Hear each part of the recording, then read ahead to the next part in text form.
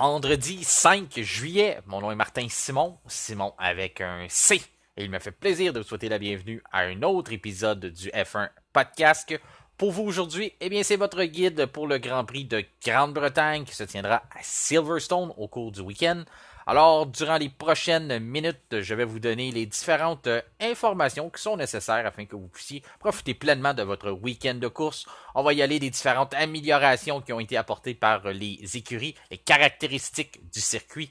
Mais tout d'abord, voici l'actualité dans le monde de la Formule 1.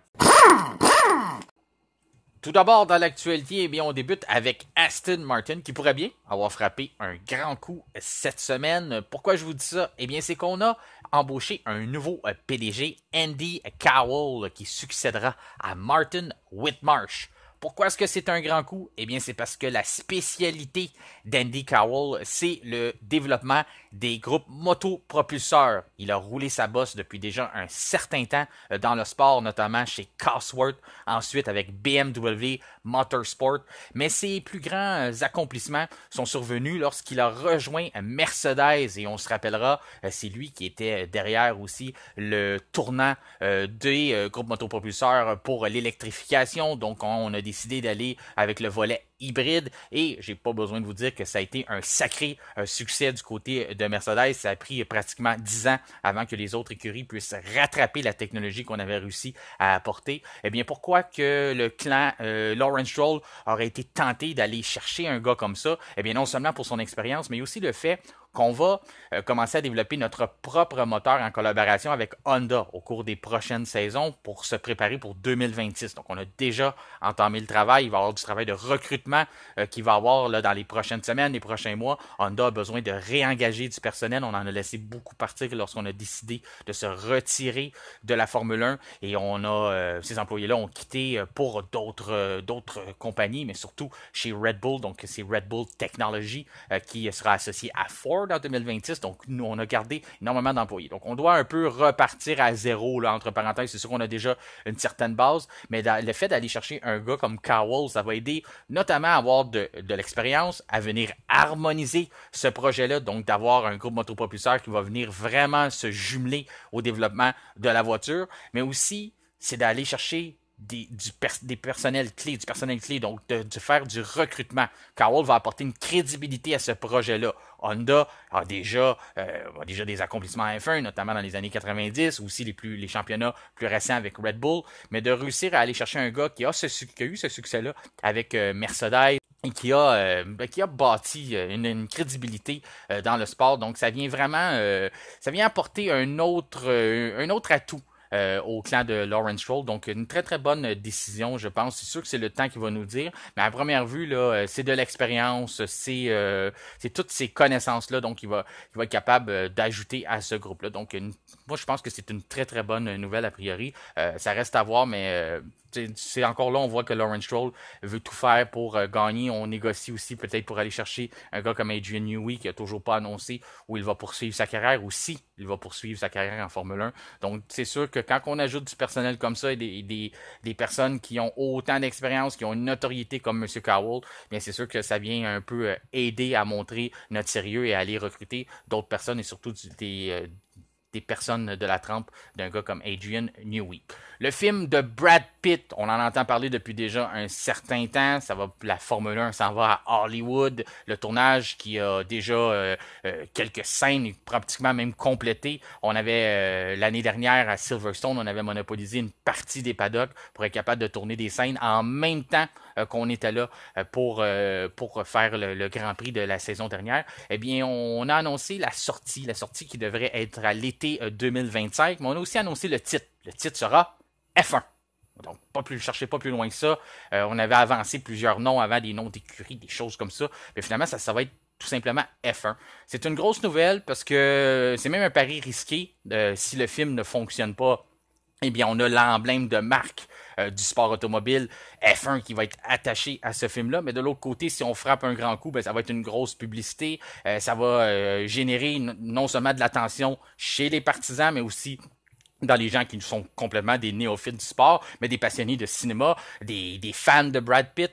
Donc, qu'on ait décidé d'aller vers ce nom-là, je trouve que c'est audacieux, mais en même temps, c'est dans la lignée qu'on s'en va, là, du côté de Liberty Media. On veut se rattacher. On a eu la série Netflix qui Drive to Survive qui a été un franc succès. Maintenant, on aura notre film qui porte le nom F1. Donc tout ça, là, ça vient dans cette lignée-là de commercialisation de l'emblème de marque, d'aller grossir nos horizons, d'aller chercher des nouveaux partisans, de rattacher des gens à s'intéresser à ce sport-là qui est si fascinant, qui dure pratiquement une année complète, qui occupe des week-ends complets à travers le monde avec un calendrier sur plusieurs continents. On ne va toujours pas sur tous les continents, mais quand même, on se déplace énormément. Donc, d'aller chercher, rattacher des partisans comme ça à travers le cinéma, à travers la télé, à travers des séries télévisées, c'est tout nouveau, là, ces choses-là. On voyait pas vraiment ça avant. Donc, moi, je pense que c'est du positif. Je pense que c'est le fun. J'espère que le film va être bon.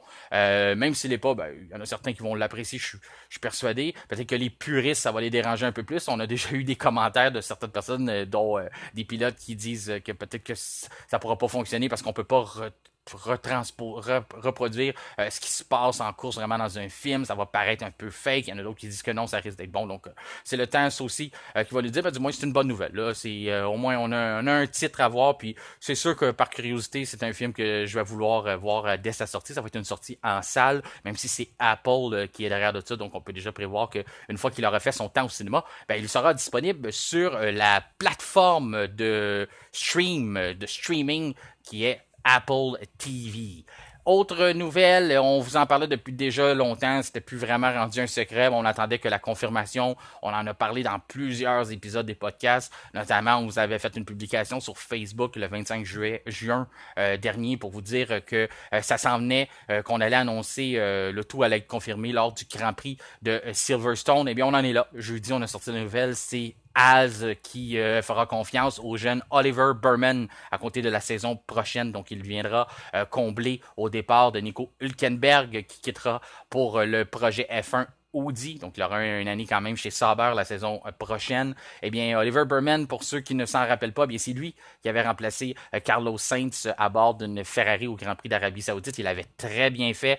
Il avait impressionné pas mal la galerie. Il y en a d'autres qui vont dire, ben pourtant, pourquoi que c'est lui qui s'en va là? Il ne mérite pas vraiment d'être là. Il est seulement 14e au classement des pilotes en F2. Il y a des pilotes qui sont meilleurs que lui. Pourquoi qu'on opte pour ça? Eh bien, il faut savoir que présentement, l'écurie pour laquelle Berman court en Formule 2, eh bien, Prema connaît des difficultés. On a des nouvelles monoplaces depuis le début de la saison en 2024 et un peu comme on a vu en F1 lorsqu'on change un peu la technologie, puis il y en a qui s'adaptent mieux que d'autres. Ben, Prema ont eu des difficultés à s'adapter. Donc, du côté du directeur d'écurie, M. Komatsu, on a dit chez Haas qu'on n'a pas porté attention à ça. On a plus regardé les essais qu'il a déjà faits à bord de leur voiture, les essais privés, où on s'est surtout fié à au meilleur test possible, c'est d'avoir sauté dans une F1 sur un circuit qui est pas facile, celui de l'Arabie Saoudite, et qui avait réussi quand même à emmener sa voiture dans les points, avoir une très belle qualification. Il avait failli atteindre la Q3, et c'est Lewis Hamilton, le septuple champion du monde, qui l'avait privé de passer en Q3 par 0.036 secondes, donc des poussières. Donc déjà d'avoir tout accompli ça, je vous mets en situation.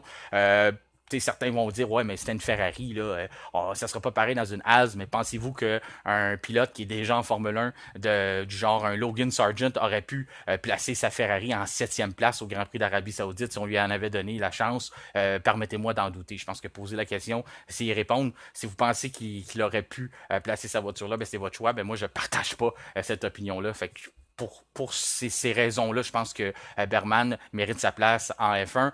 De toute façon, on l'a vu par le passé. Si jamais c'est pas son calibre, il est pas rendu là, ben on va s'en rendre compte assez vite. La bonne nouvelle pour lui, c'est que ce n'est plus Gunther Steiner qui dirige l'écurie américaine. Donc, est-ce qu'on a une nouvelle ambiance? On va sûrement être plus patient.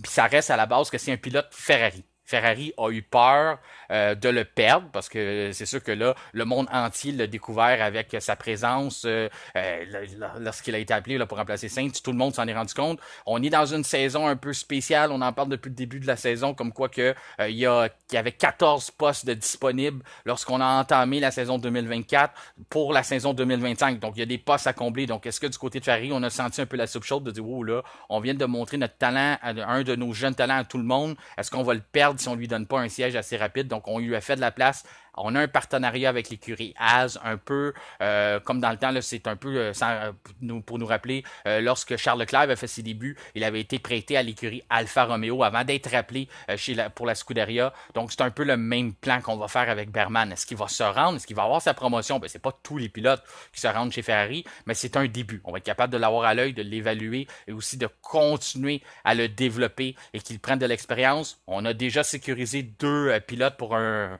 moyen court terme quand même quand on regarde. On a Charles Leclerc qui est là jusqu'à au moins 2028 si je ne m'abuse. Et puis on a offert un contrat de 2 ans plus une année d'option au septuple champion Lewis Hamilton. Donc pendant ce temps-là, pendant qu'on écoule ces années-là avec 2 très bons pilotes, ben on va pouvoir avoir Berman à l'œil et ça sera peut-être lui qui va venir remplacer Lewis Hamilton lorsqu'on décidera que c'en est assez ou qu'il décidera de tirer sa révérence et de faire autre chose dans sa vie. Du côté du marché des pilotes autonomes, qu'est-ce qui se passe? Eh bien, c'est le dossier Saints là, qui cesse de revenir dans l'actualité. On pense toujours qu'on va finir par se régler. Finalement, il y a des rebondissements. On est rendu avec un offre d'Alpine. Certains avancent que c'est Alpine qui est rendu favori dans le dossier. Eh bien, on commence à s'impatienter du côté de Williams. Williams est tanné d'attendre, avec raison. Et si Williams est tanné d'attendre, imaginez Audi qui est dans cette situation-là depuis déjà plusieurs mois. Pas de réponse du clan Saints toujours. Et là, Williams cherche ailleurs, un peu comme d'autres écuries font, Alpine donne des chances à son jeune pilote Doohan lors du week-end. On mentionne aussi qu'on approche d'autres pilotes. Mais du côté de Williams, il y avait M. Drogovic, qui a été, lui, champion de F2, qui attend son tour, qui tape du pied de chez Aston Martin depuis déjà un certain temps. Maintenant, il sait qu'il n'aura pas sa promotion. On a renouvelé Fernando Alonso pour plusieurs saisons. Même chose du côté de Lance Stroll. Donc, on discute là, avec Drogovic. Est-ce que ça pourrait être lui qui viendrait s'assire aux côtés de Alex Albon pour la saison prochaine? On a aussi eu des pourparlers pour ramener le vétéran Valtteri Bottas. Son nom circule aussi dans ces rumeurs-là. Donc, notre premier choix, c'est toujours Saints, mais on veut pas être pris à pas être capable de se choisir un pilote. On veut avancer un peu dans ce dossier-là. Donc, on demande c'est de bonne guerre aussi là, pour mettre de la pression. Aussi de dire, ben là, si tu te branches pas, nous, on va choisir quelqu'un d'autre. Donc, c'est ça. J'ai pas plus de détails à vous donner pour Saints pour l'instant. Il y a des rumeurs comme quoi que Mercedes pourrait revenir dans le dossier, mais vous savez, Mercedes, on dit un peu n'importe quoi, là. Toto Wolff, un instant, il était prêt. Max Verstappen, un autre instant, il dit que la relève, c'est Kimi Antonelli. Et puis après ça, il avait fermé la porte à Carlos Sainz. Puis là, tout d'un coup, peut-être qu'il serait ouvert à l'idée. Donc, la vérité, moi, je pense que c'est Antonelli. C'est lui le pilote on a choisi. Son clan, le clan du jeune pilote, a demandé de le laisser tranquille. On veut qu'il se concentre sur sa saison de Formule 2. Il est justement le coéquipier de Berman chez Prema. Saison difficile aussi. Est-ce que c'est ça qui fait reculer Toto Wolff? Il avait pourtant mentionné qu'on se fie pas là-dessus. On se fie aux essais libres qu'il avait fait ou qu'il avait été très impressionnant. Il avait même été plus rapide qu'un George Russell ou même qu'un Mick Schumacher qui avait aussi postulé pour le poste. Je pense que c'est un peu ça aussi. On essaie d'enlever un peu la pression sur le jeune Antonelli en mentionnant qu'on n'a toujours pas fait notre choix et qu'on décide tout ça pour le laisser se concentrer. Mais je pense que c'est encore dans les plans de l'emmener dès la saison prochaine. Pas nécessairement d'accord avec l'idée, mais je pense que c'est quand même ça qu'on a derrière la tête. Du côté de Daniel Ricciardo, eh bien, Liam Lawson, là, moi je vous le dis encore, là, Helmut Marko l'a pratiquement confirmé. C'est lui qui va être là l'année prochaine. C'est lui qui va être aux côtés de Yuki Tsunoda. Qu'est-ce qu'on avait dit de Daniel Ricciardo? Ricciardo était là pour faire l'entrevue ou c'est ça, pour postuler pour le poste de Sergio Perez. Mais on a renouvelé Sergio Perez. Donc Daniel Ricciardo n'a plus vraiment de raison d'être là. On le mentionne encore.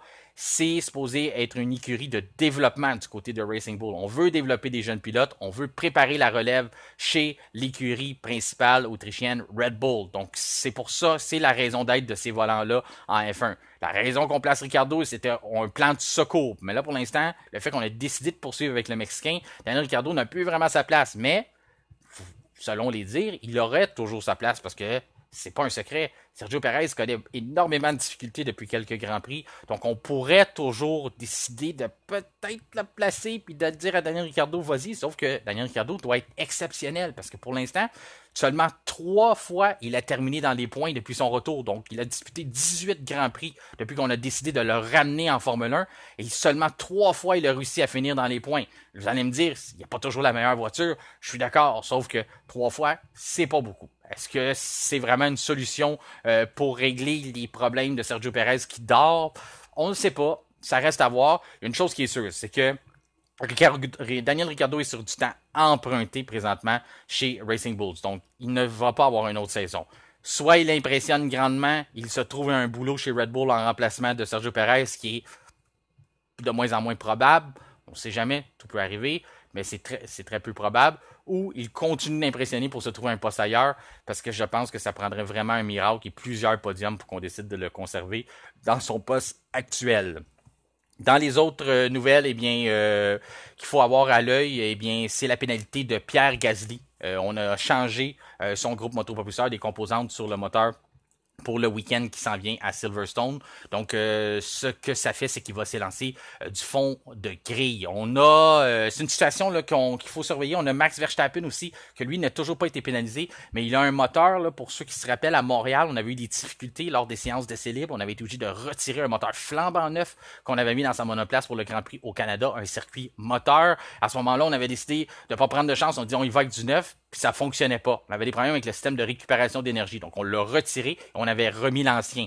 Donc, ce moteur-là n'a pas toujours pas été déclaré perte totale, sauf qu'on prend énormément de temps à poser un diagnostic et à mettre le doigt sur le problème. Donc, pour l'instant, c'est comme s'il était déjà rendu au nombre maximum de moteurs. Donc, s'il avait un autre changement, il serait obligé, lui aussi, de se voir décerner une pénalité. Mais il n'est pas le seul. C'est pas catastrophique. On le voit, Gasly, on est à peine rendu à la moitié de la saison. Et Pierre Gasly doit déjà avoir des pénalités. Il y en aura d'autres. Les saisons sont de plus en plus longues. Et quand même qu'on a revu le règlement sur les allocations de moteurs pour en laisser 4 plutôt que 3, eh bien, on voit que ça sera pas suffisant. Donc, ça va faire partie ça va être une réalité en F1 cette saison qu'il y a des écuries qui vont devoir prendre ce type de pénalité-là. La dernière fois que j'ai regardé, là, avant le Grand Prix de Montréal, tous les écuries avaient déjà utilisé deux moteurs. Donc, on était déjà rendu à 50% de ce qu'on a d'alloué pour une saison et on était seulement au Grand Prix de Montréal. Donc, vous pouvez vous douter que si on était déjà rendu à la moitié de notre équipement avant même la moitié de la saison, c'est certain qu'il va y avoir des pénalités d'ici les 24 courses. C'est ce qui complète l'actualité. Maintenant, passons aux séances d'essais libres qui avaient lieu sur le circuit de Silverstone vendredi. Vendredi avaient lieu les préparatifs en marge du Grand Prix de Grande-Bretagne. Il s'agit d'un retour aux sources pour le Grand Cirque, puisque c'est là que tout avait commencé le 13 mai 1950 à Silverstone, même si le circuit a été modifié à de nombreuses reprises avec le temps. Celui qu'on connaît aujourd'hui fait une longueur de 5,891 km. On dispute 67,83% d'un tour à plein régime. On peut atteindre des vitesses de 348,9 km à l'heure. Il s'agit du troisième plus rapide après Monza et celui d'Arabie Saoudite. 18 virages, 10 à droite, 8 à gauche et les pilotes auront à leur disposition 2 zones DRS. Les différentes améliorations qui ont été apportées par les écuries. Du côté de Red Bull, eh bien, on a apporté des modifications au plancher de la RB20, question de régler un problème qui dure depuis déjà un certain temps. Là. On a entendu notamment Max Verstappen se plaindre que lorsqu'on veut s'aventurer sur les vibreurs, eh bien, la voiture saute comme un kangourou. Eh bien, on veut donner une plus grande flexibilité au niveau des configurations pour avoir des options si jamais ce problème-là se représente lorsqu'on arrive sur des circuits où les vibreurs sont plus agressifs et on a besoin de s'aventurer sur ceux-ci pour être capable d'être le plus compétitif possible. On veut fournir là, des options pour qu'on puisse régler ce problème-là. Du côté de Aston Martin, eh bien, on a un nouvel aileron avant. Cet aileron est supposé aider le partage de l'appui sur la voiture. Et on a aussi corrigé les conduits de ventilation pour les freins arrière.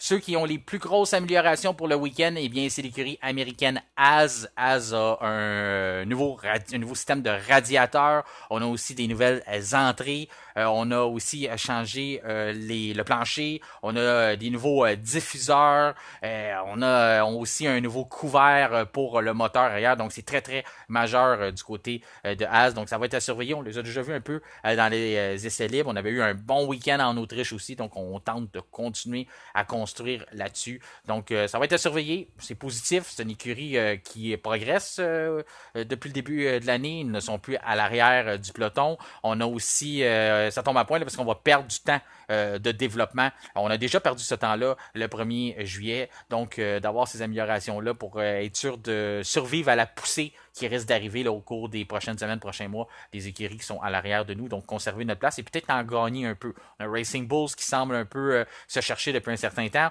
On a Alpine qui reprend vie, capable de saisir cette opportunité-là. Pendant ce temps-là, on a Aston Martin qui avait des difficultés. Ça reste à voir avec ce qu'on a apporté au cours du week-end. Si ça va être capable, on va être capable de continuer, au moins garder ce qu'on avait et de ne pas se faire devancer par d'autres écuries qui poussent à l'arrière. Donc, ça va être toutes des choses à surveiller. Pour le reste des écuries, eh bien, c'est tout. On a des modifications qui ont été apportées, mais c'est toutes des choses qui sont pour répondre aux caractéristiques de Silverstone. Donc, à ce moment-là, il y en a qu'on a des options d'ailerons différentes, toutes ces choses-là. Ceux qui ont vraiment rien apporté, là, je sais qu'il y a Williams qui a rien. On a Ferrari aussi qui a rien apporté, puis de mémoire Sauber aussi. Mais pour le reste, là, on a toutes des petites choses du côté de Mercedes McLaren pour être sûr là, d'être capable d'avoir tous les outils en poche pour aller chercher le plus de performance possible lors du week-end en Angleterre. Séance d'essai libre, eh bien c'est Lando Norris qui a été le plus rapide autant le matin qu'en après-midi. Ce qui a retenu encore l'attention, eh bien oui, c'est le fameux contact qui a lieu entre lui et Verstappen au dernier Grand Prix d'Autriche.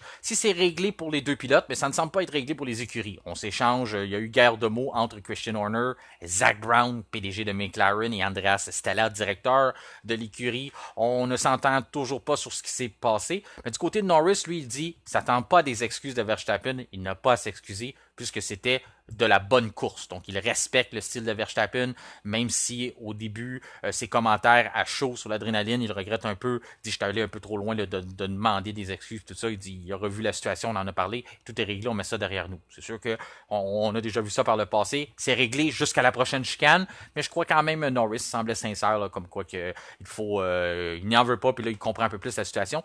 Il y a peut-être le fait aussi que, même si les commentaires de la presse britannique sur l'événement, il y en a beaucoup qui ont sauté là-dessus, qui ont essayé de dire « ah, c'est Verstappen de 2021 », Andrea Stella, directeur, avait justement mentionné ça, mais il y a eu des commentaires qui sont allés vraiment dans l'autre sens là, au cours de la semaine. On parle justement de Jenson Button, qui a toujours été reconnu pour un pilote très propre, qui a été champion du monde. Et bien lui, il mentionnait qu'il voyait plus l'erreur du côté de Norris, du fait que la situation qui s'est produite n'est arrivée, une situation quasi pareille est arrivée la saison d'avant au Grand Prix d'Autriche aussi. Même virage entre Carlos Sainz et Max Verstappen, mais cette fois-ci, c'était Sainz qui était à l'avant. Verstappen avait tenté le même dépassement par la gauche. Sainz avait tassé sa voiture à la dernière minute pour tenter de bloquer le Néerlandais. Puis le Néerlandais l'avait évité et avait quand même complété son dépassement. Donc selon lui, Button, il dit Lando aurait dû éviter ce type de collision-là. C'est pas quelque chose qui sort de l'ordinaire là, de bouger quelque peu comme ça. Donc pour lui, il ne voyait pas nécessairement quelque chose de aussi grave que certains ont pu l'avancer. Et du côté de Toto Wolff, ben lui, il a dit qu'il ne voulait pas nécessairement embarquer dans les critiques, mais que pour lui, ça n'avait rien à voir avec ce qu'on avait vu en 2021, que c'est pas parce que Max n'a pas été, selon les dires d'Andrea Stella, que Max n'avait pas été assez puni sévèrement en 2021, que là, maintenant, il fait ces choses-là. Pour lui, ça n'avait rien à voir. Et même Lewis Hamilton n'a pas voulu embarquer là-dedans aussi. Puis pour lui aussi, ça n'a rien à voir. Donc, pour l'instant, il y a pas mal juste Andrea Stella qui a l'air de voir ce lien-là, et bien sûr, certains partisans vu ça. Mais ce qui est surprenant, c'est que on tente de s'accrocher à cette histoire-là, puis Lando Norris, qui est le principal concerné, qui était dans la voiture, bien lui, il a passé à autre chose. Là. C'est correct, vous allez me dire, là, je pense que il a son travail à faire, puis si il garde ça en tête, mais ça sera pas bon pour ses performances, sauf que lui, il est prêt à passer à autre chose, mais c'est pas ce qu'on a vu du côté des paddocks, et je pense que ça va poursuivre, là, parce que le fait que Zak Brown a voulu embarquer là-dedans, dire un peu à Christian Horner comment diriger son écurie, mais il y a quelque chose déjà entre les deux, entre Zak Brown, là, depuis un certain temps, on se rappelle, lors du plafond budgétaire, ça avait brassé. Il y a aussi aussi le fait que Red Bull a 4 voitures en F1, 2 écuries. C'est quelque chose qui le dérange depuis un certain temps aussi. Il passe de nombreux commentaires. Et puis c'est lui, là, il y a quelques mois, qui s'était aventuré aussi à dire je reçois énormément de CV de chez Red Bull, ça va pas bien du côté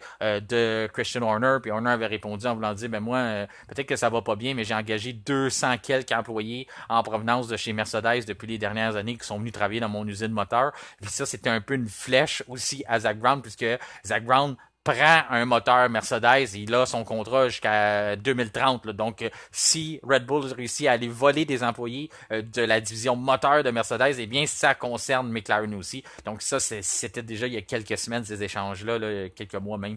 Ça date pas d'hier. Donc, je pense que la situation d'Autriche n'est seulement qu'un prétexte pour réouvrir des guerres et continuer de s'envoyer des flèches.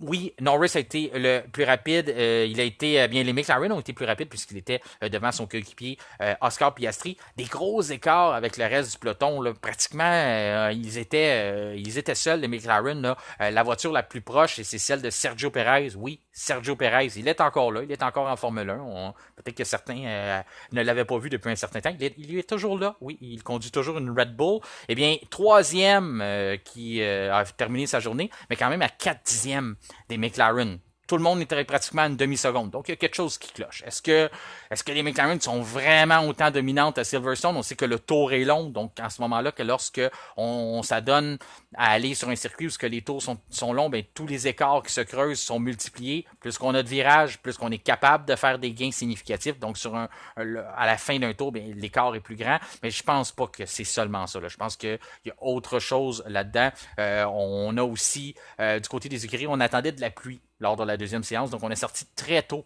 pour faire nos essais. Du côté de McLaren, on n'a pas voulu bousculer notre journée, on s'est contenté de faire nos programmes réguliers. Donc, on a décidé de mettre les gommes tendres plus tard dans la journée. Donc, à ce moment-là, on bénéficie de la piste qui s'est améliorée. La piste devient plus rapide puisque les voitures roulent dessus. Eh bien, on étend de la gomme, plus d'adhérence, plus de grip, qu'on entend le terme. Donc, à ce moment-là, ben, ça vient faciliter de faire des tours plus rapides. Il y a ça, mais je pense qu'il faut quand même considérer McLaren favori pour le week-end. Sauf qu'il ne faut pas compter tout le monde pour battu. Je pense pas qu'ils sont vraiment à une demi-seconde du reste du peloton. Et Haas était quatrième, je veux dire, mais troisième écurie plus rapide dans la journée. Oui, on le mentionnait, ils ont apporté des améliorations, mais je pense pas qu'ils ont passé devant Ferrari, devant Aston Martin, devant Red Bull du jour au lendemain. Là, je pense que c'est vraiment une question une question de réglage et de programme qu'on a décidé de faire aujourd'hui versus les autres. Leclerc était 5e, 6e pour Hamilton et Max Verstappen 7e. La chose qu'il faut prendre en considération, oui, Verstappen a été le premier à mettre les gommes tendres. Sauf que il y a une chose, je pense, qui pourrait venir jouer contre Red Bull cette fin de semaine et je vous l'explique. Vous savez, en F1, les gommes qu'on voit, là, gomme tendre, gomme médium et gomme dure. Ça, c'est une bande de couleurs qu'on met autour et on décide que pour un week-end donné, cette gomme-là, c'est la gomme tendre. Sauf que lorsqu'on on voyage, lorsqu'on va à un autre circuit, Pirelli choisit, selon les caractéristiques du circuit, selon l'asphalte, selon tout plein de données, les températures, toutes ces choses-là, on décide quelle gomme utiliser et on décide de la couleur des bandes dessus. Donc, la gomme tendre du week-end était la gomme dure la semaine dernière.